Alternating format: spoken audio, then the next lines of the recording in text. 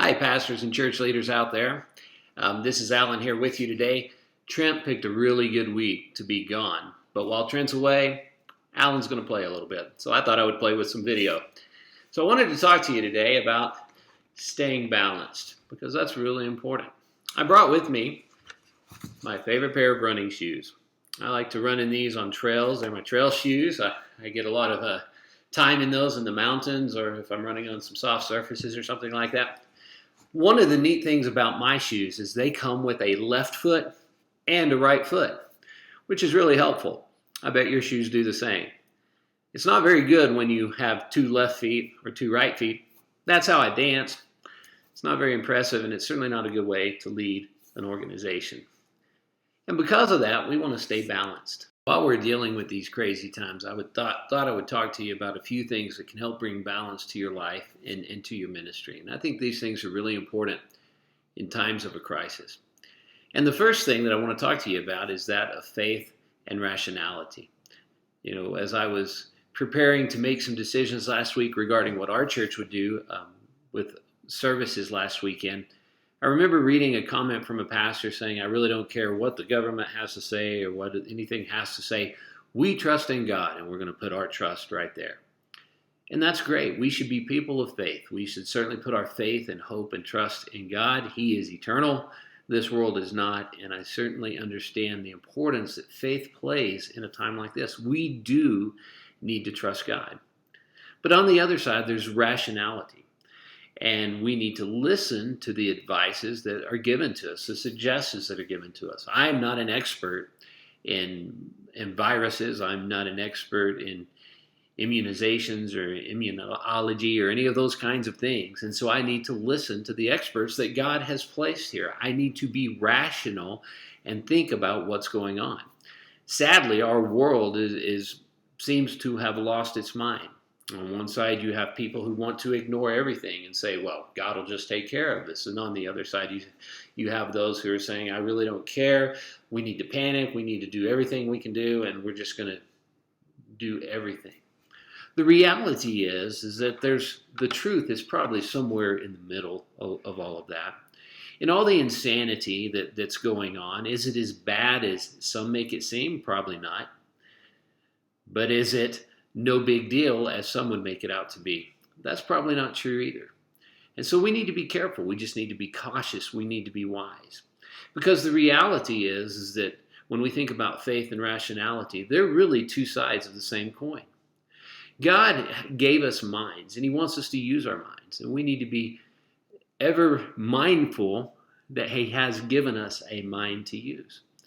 But there comes a time as well where we need to remember that God is also looking for us to have an opportunity to trust Him. And maybe part of the trust that we need to have right now is to trust that He knows what He's doing regarding His church, and that He has a way to allow His message to go forward, even in a time of crisis just like this. In fact, maybe it's in a time of crisis that He rings loudest in the lives of people. And so just stay balanced. Listen to what you need to learn in these times. And that brings me to the second thing.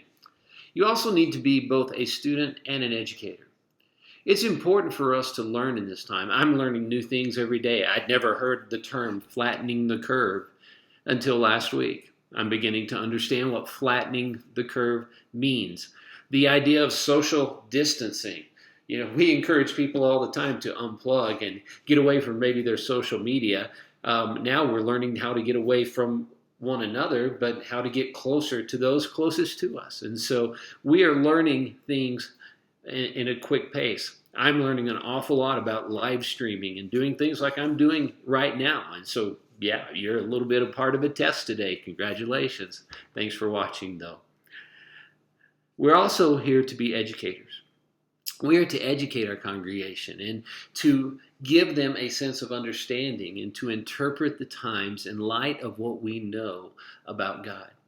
And we know that we will come through the other side of this. We know that God will reign victorious through all of this.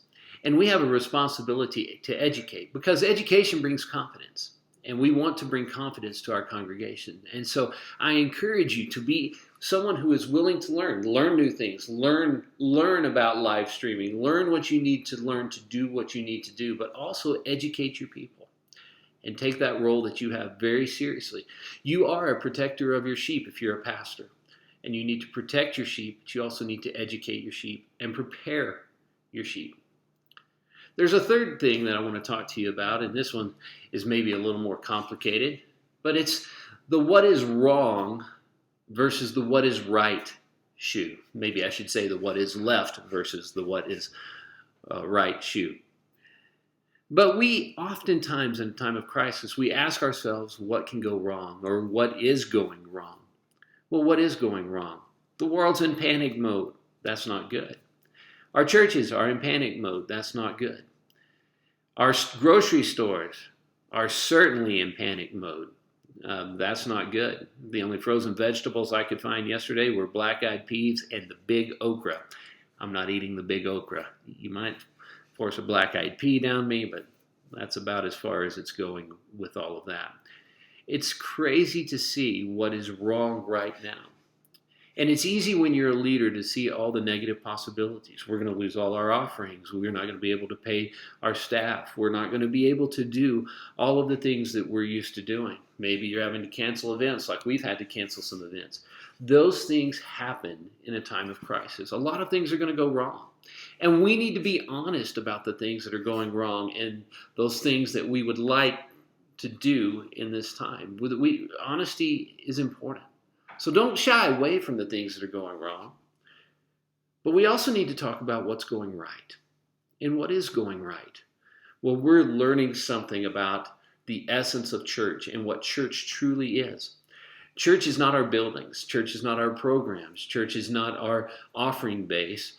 Church is far more simple than that. Church is God's people doing God's business.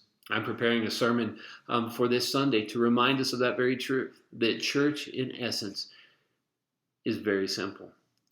It's about a people who are empowered, who proclaim, and who have a purpose. And if we can keep those three things in mind, we have a lot more going right for us than we have going wrong for us. And we want to remember that. That's an important truth and one that we really need to hold on to. And the last thing that I want to share with you today is the idea between hoarding and sharing. Now, this is a personal one for me. Not that I'm a hoarder when it comes to going to Walmart or the grocery store or any of those kinds of things. In fact, I've tried to be quite the opposite, just to take those things that I know that I need and not to worry so much about stocking up like so many others are doing. But it's easy in a moment like this to hoard our leadership. I spent a lot of time yesterday questioning myself. Am I hoarding leadership? Well, there are certain times in a time of crisis where there really only can be one voice, and only one person can make a decision that needs to be made. And that is a time like this. There are some decisions that you have to make, and you have to wear the weight of those decisions. You will be second-guessed. There's no way around it. People will second-guess some decisions you make in a time of crisis. Watch it unfold after all these events settle down, and watch how politicians polarize the decisions that were made during a time of crisis. Making decisions in crisis times often leads to second-guessing. But it's important for us to remember that though we must make decisions, we must not hoard the decisions. We need to share every decision that we can. We need to communicate with people and talk with others, gather the right information, and we need to be willing to share. One of the dangers of hoarding those decisions is that when the crisis is over, you need to go back to a better shared model of making decisions, and that can be hard to do. And we don't want to do that.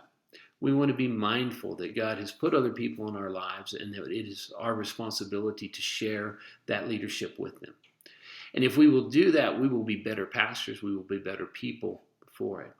So remember, as you're trying to work through these times, to put on your shoes, put on your dancing shoes, put on your left, put on your right, and have a good dance as we fight through this crisis together.